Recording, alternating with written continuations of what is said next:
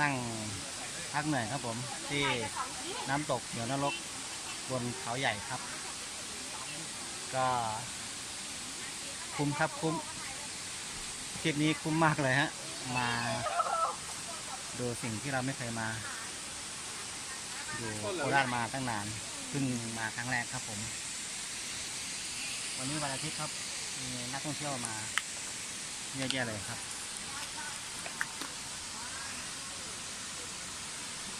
พลังมุมดิพลังมุมเนี่ย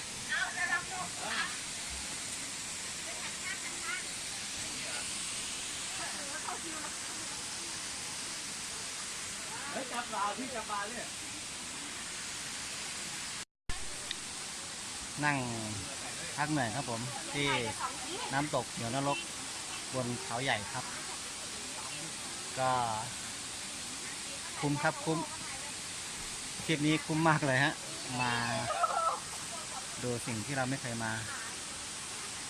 อยู่โคราชมาตั้งนานเพิ่งมาครั้งแรกครับผมวันนี้วันอาทิตย์ครับมีนักท่องเที่ยวมาเยอะแยะเลยครับ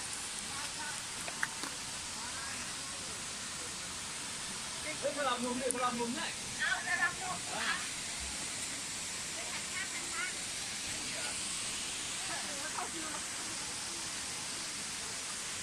จับปลาที่จับปลาเนี่ย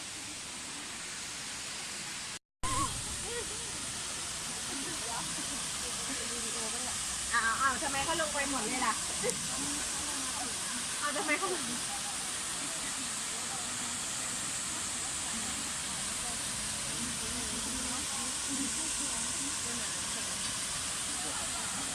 ่ระวังมันแข็งนะ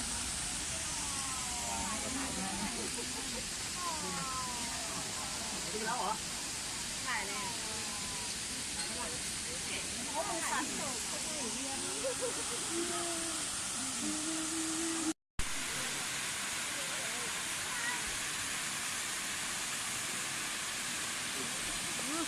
แกล้งถ่ายคลิปวิดีโอแน่เลย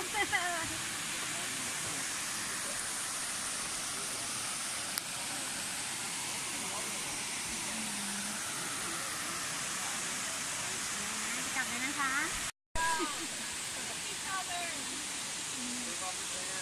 ถ่ายคลิปอยู่แล้วถ่ายคลิปลงไปมีอันตรายเลยอันตราย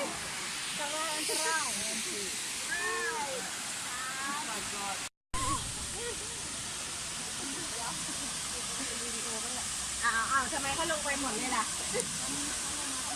อ้าวทำไมเขาลงน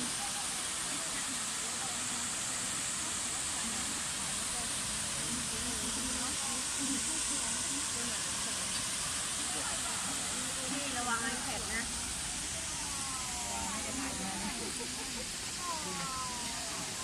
ดูแล้วเหรอถ่ายเลย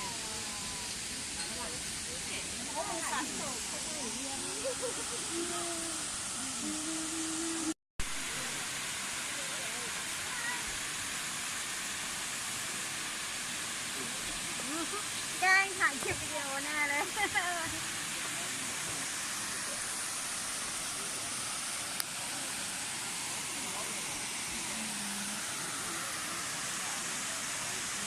กลับเลยนะคะ